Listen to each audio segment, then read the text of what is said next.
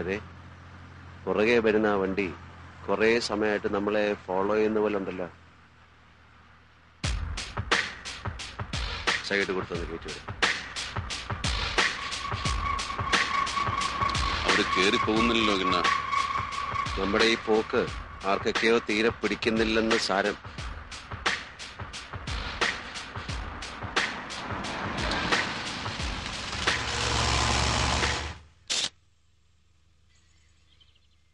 നമ്മൾ രണ്ട് പാവം വക്കീലന്മാരായതുകൊണ്ട് ഒഴിഞ്ഞു തന്നാണല്ലേ. ആ, Meera.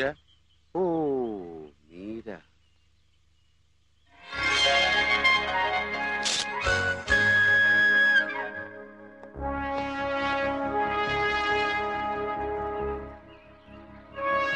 Good morning Meera. Good morning. ഞങ്ങൾ ഹരികൃഷ്ണന്മാര്. ഓ, അപ്പൊ അറിയല്ലേ. പക്ഷേ ഞങ്ങൾ മൊത്തമായും ചില്ലറയായും ഹരികൃഷ്ണന്മാരായി പോയതുകൊണ്ട് ഞങ്ങളിൽ ഏത് ഹരികൃഷ്ണനാണ് ഹരികൃഷ്ണൻ എന്ന് സംശയം പലപ്പോഴും. എനിക്ക് തെറ്റണ്ട. ഞാൻ ഹരി.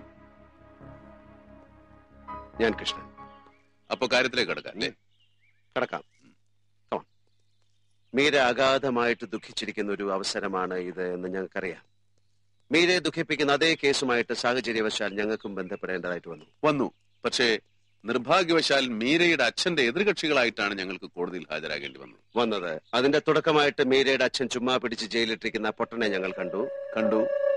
പലതും അന്വേഷിച്ചു. സത്യത്തിൽ അയാൾ നിരപരാധിയാണ്. ആ സത്യം മീരയ്ക്കും അറിയാവുന്ന കാര്യമാണല്ലോ. മീരയ്ക്ക് മാത്രമല്ല, മീരയുടെ അച്ഛനും ഞങ്ങളുടെ അമ്മാളുകുട്ടിക്കും നാട്ടുകാർക്കും ഒക്കെ അറിയാം. അപ്പൊ ആർക്ക് വേണ്ടിയാണ് ആ പാവം പൊട്ടം പീഡിപ്പിക്കപ്പെടുന്നത്? മീര അത് പറയണം. ഇതേ ചോദ്യമാണ് എനിക്ക് നിങ്ങളോടും ചോദിക്കാനുള്ളത്. ആർക്ക് വേണ്ടിയാ ആ പൊട്ടൻ ഗബ്രിയേൽ ജയിലിൽ കയറിയത്? ആരാ പൊട്ടൻ ഇതിനൊക്കെ പറഞ്ഞു വിട്ടത്? എനിക്കും അറിയേണ്ടത് അത് തന്നെയാണ്. നിങ്ങൾ കണ്ടെത്തിയ ഉത്തരം ഇതൊക്കെ ചെയ്യിച്ചത് എന്റെ അച്ഛനാണെന്നാണ്. കുറെ നാള് മുമ്പായിരുന്നെങ്കിൽ ഞാനും വിശ്വസിച്ചു പോയേനെ. കൊടും പാപങ്ങൾ കൊണ്ട് അച്ഛൻ കൊട്ടാരങ്ങൾ പണിയുന്നത് കണ്ടാ ഞാൻ വളർന്നത്. ജീവിതത്തെ നിഷേധിക്കാൻ ഞാൻ പഠിച്ചതും അതൊക്കെ കൊണ്ട് തന്നെ. പക്ഷെ കഴിഞ്ഞ 7-8 വർഷങ്ങളായി എന്റെ അച്ഛൻ ഒരു ഉറുമ്പിനെ പോലും നോവിച്ചിട്ടില്ലാന്ന് എനിക്കുറപ്പാ. ആ പബ്ലിക് പ്രോസിക്യൂട്ടർ സ്വാധീനിച്ചതും ഞാനാ, അച്ഛനല്ല.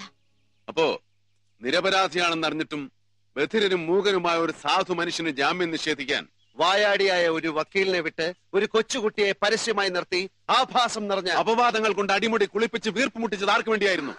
എന്തിനു വേണ്ടിയായിരുന്നു? പബ്ലിക് പ്രോസിക്യൂട്ടർ അങ്ങനൊക്കെ ചെയ്തു കളയുന്ന ഞാനും കരുതിയില്ല. I am sorry for that. കുറ്റം ചെയ്തവര് വെളിച്ചത്ത് വരാൻ കുറച്ചു കാലം കൂടി ഗബ്രിയേൽ അകത്തുണ്ടായിരിക്കണം. അതെന്റെ ആവശ്യം. അപ്പോ ഗുപ്തനെ കൊന്നത് ആരാണെന്ന് മീരയ്ക്ക് അറിയാം. പ്രേമിച്ചിരുന്ന ആളിനെ കൊന്നത് ആരാണെന്ന് അറിഞ്ഞിട്ടും മീര അത് മറച്ചു പിടിക്കുന്നത് എന്തിനാണെന്ന് മനസ്സിലാകുന്നില്ല. നിങ്ങൾക്ക് മനസ്സിലാകാത്തതായിട്ട് അങ്ങനെ ഒത്തിരി കാര്യങ്ങൾ കണ്ടേക്കാം. പക്ഷെ പ്രതിഭാഗം വക്കീലന്മാരായ നിങ്ങളോട് ഞാനെന്തിനതൊക്കെ പറയണം?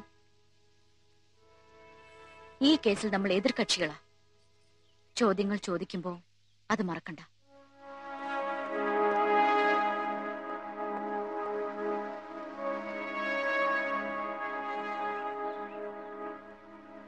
കിണ്ണോ, ഒന്നും പിടികിട്ടുന്നില്ലല്ലോ. ഒന്ന് പിടികിട്ടി. കല്ലൂക്കാടന്റെ ഫയൽ അടയ്ക്കാം, പൂർണ്ണമായിട്ടും അടയ്ക്കാം. അയാളെ കേസിൽ ഒരു കണ്ണിയേ അല്ല. പക്ഷെ ഇവളുണ്ടല്ലോ ഈ മീര, ഇവള് ദുരൂഹതയുടെ ഒരു താഴ്വരയാണ്. അതെ,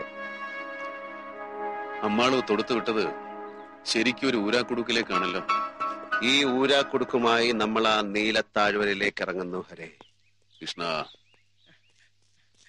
കിട്ടി കിട്ടി കിട്ടി കല്ലൂക്കാരന്റെ പ്രമാദമായ 2 പഴയ അടിക്കേസുകൾ കൂടി കിട്ടിയിട്ടുണ്ട്. കൊണ്ട് കളടോ തന്റെ അമ്മൂമ്മയുടെ പഴയ കല്ലൂക്കാടൻ. കല്ലൂക്കാരന്റെ പഴയ ഇനി വേണ്ട. കല്ലൂക്കാരനിപ്പോ ആജീവനാന്ത അഹിംസാ കോഴ്സിന് പഠിച്ചുകൊണ്ടിരിക്കുക. ആ പഴയ ഫയല് കത്തിച്ചിട്ട് വേറൊന്ന് തുറക്കാം. പുതിയതോ? ആരുടെ? ഗുപ്തന്റെ. ചത്തുപോയ ഗുപ്തന്റെയോ? ജീവിച്ചിരിക്കുന്നവരുടെ തലകുത്തി മറിഞ്ഞാൽ കിട്ടാത്തപ്പോഴാണ് ചത്തുപോയ ഗുപ്തന്റെ ഗുപ്ത കണ്ടുപിടിക്കണം ഉടനെ.